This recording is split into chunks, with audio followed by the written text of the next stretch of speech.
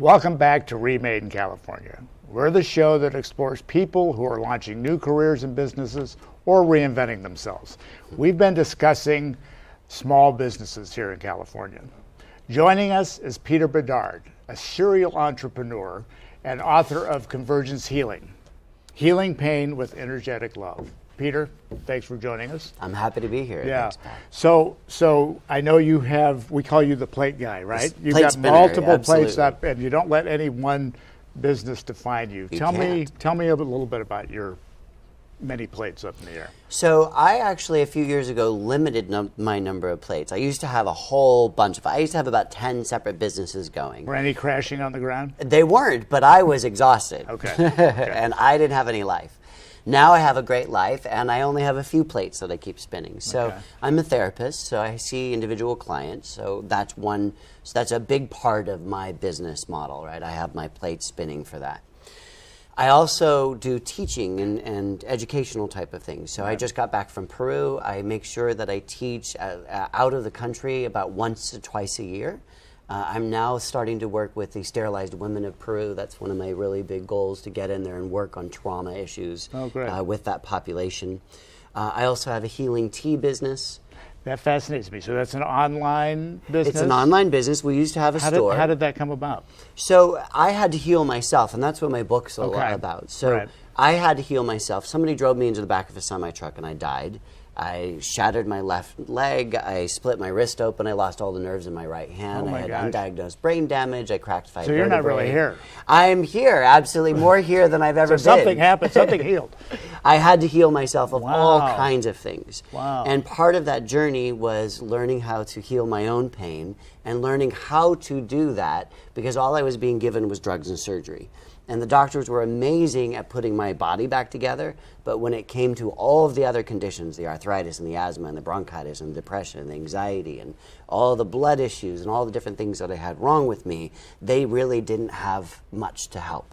So I started looking at holistic therapies, and the teas and the herbs are one of the ways that I learned to heal myself, and now I share that with people through my tea business, which is CYH Teas, Create Your Health Teas. Great. And so these three things... Oh, there's more. There's more. Wait, so there's my real estate. Okay. There's my real estate, which I've actually limited quite a lot. Right. And then there's my writing work. Okay. So I have these different plates, and if you notice, most of them outside of the real estate, which I've really pulled back on. So these existing plates are all related to each other, and that's one of my primary points. That I developed what I call my own personal, what's called your own personal mission statement, right? Something to... Exactly. And whenever I take on... True north. Right, yeah, to guide you. And whenever I take on a business, or I really look at my businesses, it's really about this experience of following that mission statement. If there's something that comes in, it's an opportunity, it may look great. It may be amazing, but if it is not in alignment with my mission statement, I do not do it. Because I learned that no matter how amazing it looked, no matter how great it looked on paper, no matter how much money it was, if it's not in alignment with my mission statement, it either ends up being something that's miserable, or it's something that just fails. It just has no sustainability. It's almost like you have this innate thing that's like this isn't part of the it's magnetic... my North Star. Yeah. Yeah, absolutely. Wow, that's one of the big principles that I really try and get across to people. That we call that, I do some career coaching, and we call that shiny objects. Shiny objects, right. You know, I call it squirrel. Yeah, right. Like the movie, right? Squirrel. Thing. Yeah. And I think certainly as an entrepreneur, there would be a tendency toward that. Yes. You know? Entrepreneurs get so distracted. Yeah, because they have creative minds. We have these very creative minds. And we want to do all these things. Right. And so having that North Star, having that personal mission statement, with mine is very simple. It used to be 3 sentences, 4 sentences. What is it now? It's just to bring wellness. So whatever I do must I can actually understand that. Wellness. Exactly. It's not complicated. Yeah. So my healing, the business I do as a counselor, right, as a therapist, the business I do as a writer, right, the business I do with my teas, the business I do with being a speaker and an educator, all those things are in that same direction. They all are about bringing wellness. Wow. Yeah. So now, in terms of keeping these all together? Is there conflict that comes up, even with the ones that are all in alignment with your mission Not statement? at all, because the next thing I ask people to do when they're looking at a business or restructuring their life, I ask them to do what you love and work for what you love. Does that make sense? Totally makes sense. Yeah, because if you're doing what you're in alignment with and you love what you do. In fact, I'm quitting this right now. Well, you obviously inspired love me. what you do. So when you work for what you love, it's sustainable. It doesn't matter how many hours you have to work at it. It doesn't matter if it's something that it feels insurmountable. When you love it, you're going to get over that hill, you're going to get over that hump, and you're going to achieve that. Yeah. So we hear that a lot, follow your passion and everything will work out. But what does that mean? Yeah. Yeah. So what's your experience with that? I mean, do you find with some of your, you say you used to have multiple plates, when do you know to kind of like, oh, maybe I shouldn't keep doing this one? When it's not sustainable. So and what does that mean? So Because when the there's financial passion, piece, obviously, but is there another well, piece? but even the financial piece, there are times where I've run my businesses and, I almost lost my tea business. I was subleasing, and the person I was subleasing from sold that business. And so now I'm subleasing from someone who doesn't know me and someone who didn't want me. Okay. So I completely lost that. I had a physical environment. Yeah. I almost lost everything with the business. Right. I had to completely go through and reevaluate and say, is this something I really want? Is this something I'm passionate about? And the answer was yes. And it was in alignment with my North Star, right? And so I stayed with that business even when it looked like it was just going to fall apart and there was nothing left to it.